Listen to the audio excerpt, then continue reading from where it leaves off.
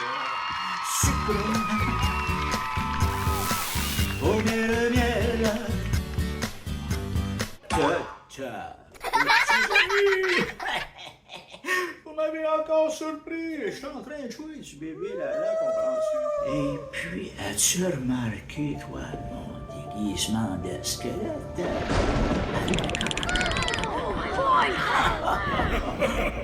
Marionnette, non, Marionnette. J'imagine qu'elle était en train de me préparer un tour. Je ne sais pas où elle est, j'ai-tu commencé comme ça? Avant même que Marionnette arrive, et puis... Mais qui va là?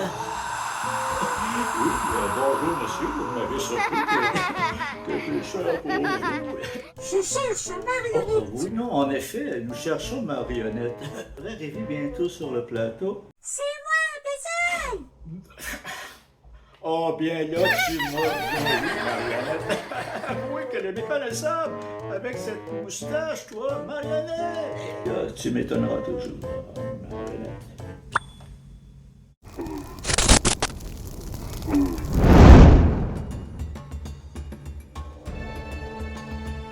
Alors, on va faire une recette d'Halloween, parce que là, je pourrais parler comme ça toute la journée, là, mais là, on n'a pas le temps, c'est un Visual Express.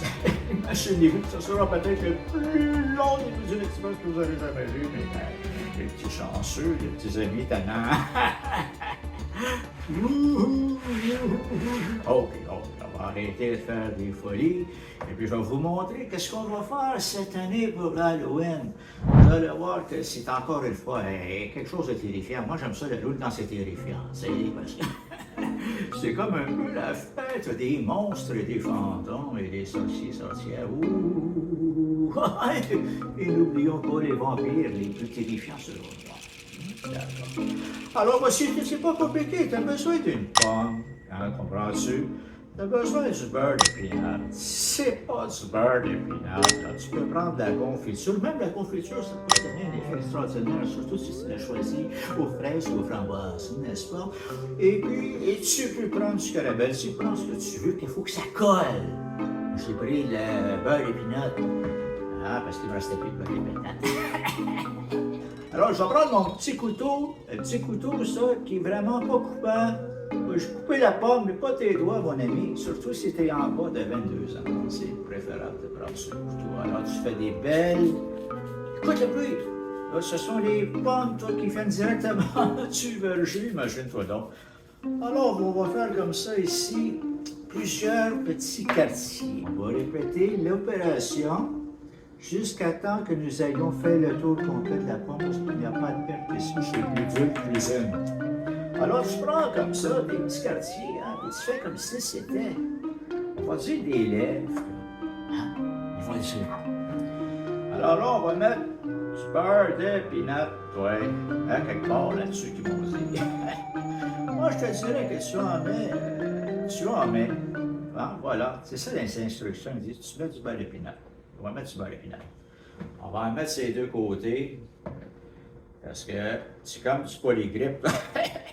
Mon grand-père, Bézul, il mettait du polygrippe pour tenir son nez. Je te le pas, prends pas du polygrippe pour tenir ton nez, c'est pour tenir tes dents, toi. Il m'a dit, je me suis trompé. Il dit, ça fait des années que je mange du beurre de pinot pour faire mes dents, toi.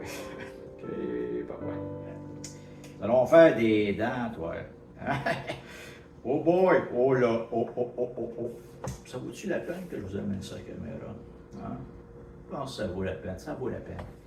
C'est bien rare que ça ne vaille pas la peine que je t'amène mes œuvres devant la caméra. Parce que c'est comme des œuvres là. Imagine-toi que je suis Picassiette qui arrive avec sa palette.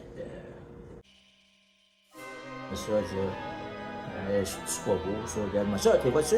Tu vois pas? Ben, regarde-toi comme tu vas. Tu vas voir.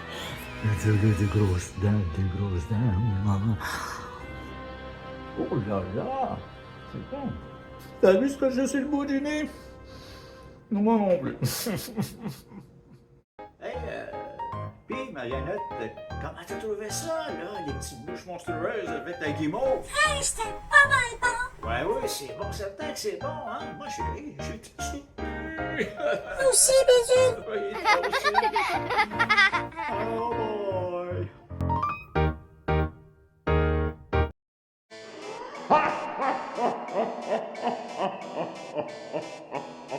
En train de prendre un bon chocolat chaud parce qu'aujourd'hui, le temps est maussade, mais moi, j'ai le cœur à la rigolade. Alors, je me suis pris un petit chocolat chaud comme ça. Ça réchauffe, ça réchauffe la bonne humeur. Là, tu vas dire, bon, Pédule, tu bavardes, tu placotes, arrête pas de placoter. Tu peux-tu nous le montrer, ça va être quoi ton bricolage là, pour l'Halloween cette année? Ben, je vais te le montrer, puis je veux pas entendre, là, des petits amis qui vont dire « Oh non, pas encore les rouleaux de papier de toilette. » Eh bien, oui, ça sera encore des rouleaux de papier de toilette. Parce que j'en ai des millions, puis je sais plus quoi faire avec à part du bricolage. Bon. Et cette année, je vais faire l'abominable homme de neige. Oui, mes amis, le Yeti, cette bête poilue qui évite les sommets de l'Himalaya. Et bien, regardez bien ce que je vais faire, les petits amis. Je vais commencer par faire un visage monstrueux. Comprends-tu, l'abominable homme de neige? Je vais y faire des dents parce qu'il mange les petits-enfants qui sont en an. C'est pas vrai, ils mangent pas les petits-enfants qui sont à l'œil, ils mangent tout. On va aller en accéléré, puis je vais mettre la colle. Tu vas le voir comme ça sur l'image, là. Comment ça marche bien, mon idée. Alright, là, tu les mets comme ça, regarde, là. En colle, là, il n'y a pas besoin d'aller en secondaire 2, là. Je comprends ça. OK. Tiens, ouais, pas bien. Regarde, tu me dis, Bidule, c'est-tu juste ça? Mais quoi, juste ça? Tu trouves pas terrifiant, l'abominable homme de neige? Attends, la porte. Hein, calme ça. Oh.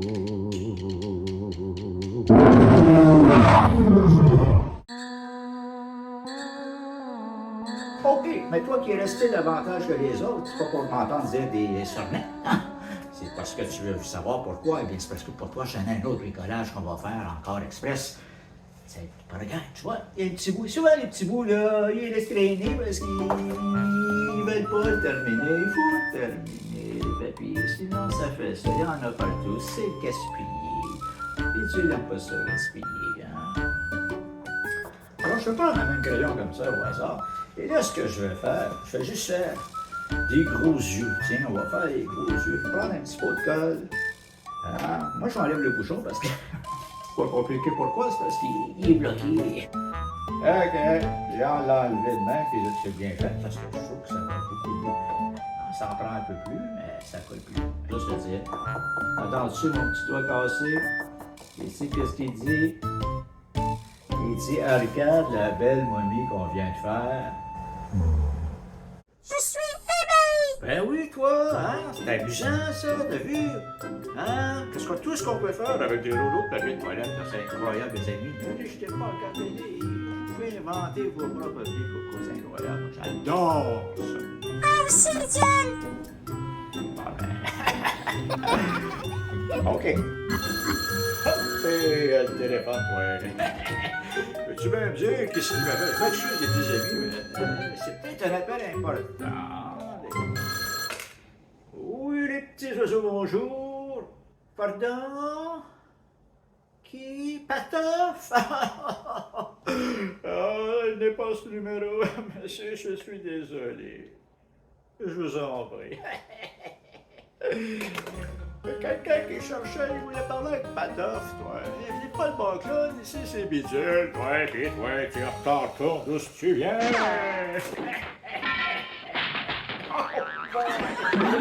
Je l'ai pas manqué. J'avais mis dans l'espace au cas où qu'on tente de me contacter de façon personnelle. Bon, Marionnette, tu sais qu'à chaque Halloween, on fait venir le Père Noël pour qu'il donne des conseils de sécurité aux petits-enfants, hein?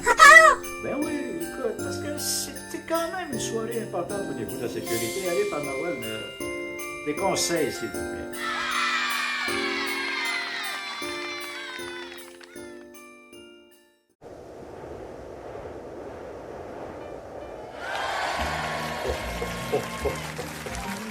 Les petits amis, bon, oui, Oui, ça faisait longtemps qu'on s'était pas vu. Écoutez, je ne prendrai pas grand temps parce que cette émission, il y a beaucoup de choses qui se passent, hein? Oh boy!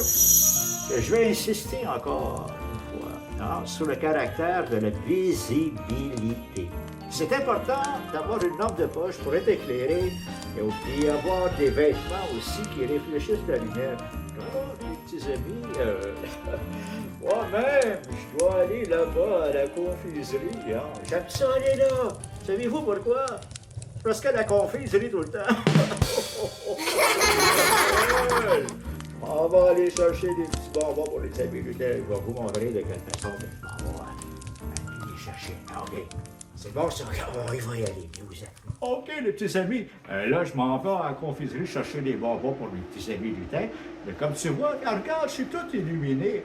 Comme ça, les doux, ils vont savoir que je m'en viens. Louis Polaire également, on va dire c'est le Père Noël là-bas qui se promène avec ses lumières. Oui, c'est vrai.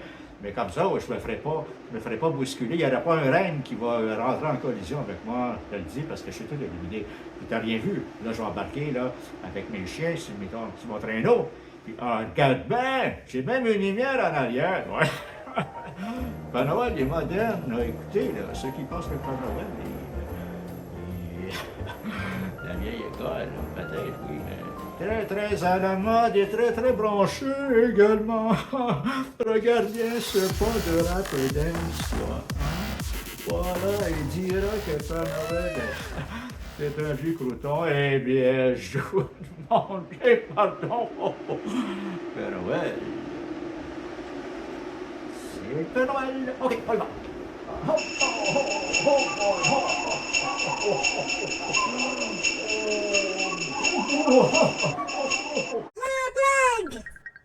Oui, ben écoute, si tu veux, si c'est ça que tu veux, on va le faire. On va aller directement à la blague habituelle, les petits amis.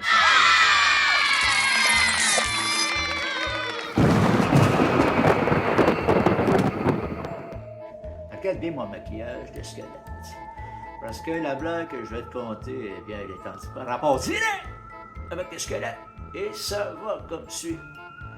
Ce sont deux squelettes qui communiquent entre eux, qui se parlent, qui bavardent entre eux. Savez-vous comment on appelle ça? On appelle ça des haut-parleurs!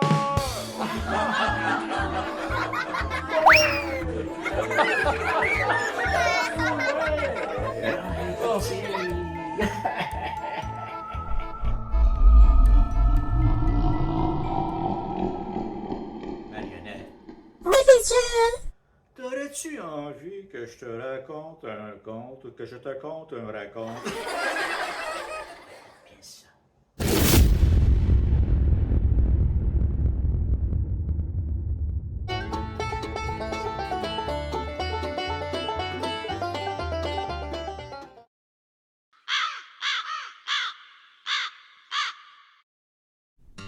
Une petite fille pauvre vivait seule avec son vieux clown de père. Leur misère était devenue si grave qu'ils se voyaient sur le point de mourir de faim. La petite fille pauvre décida alors de chasser le champignon.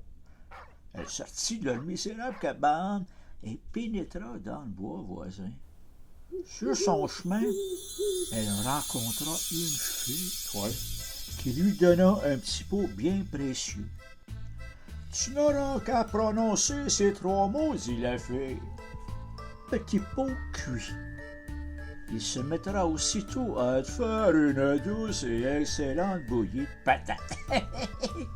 et quand tu auras dit, petit pot, arrête-toi, il s'arrêtera automatiquement.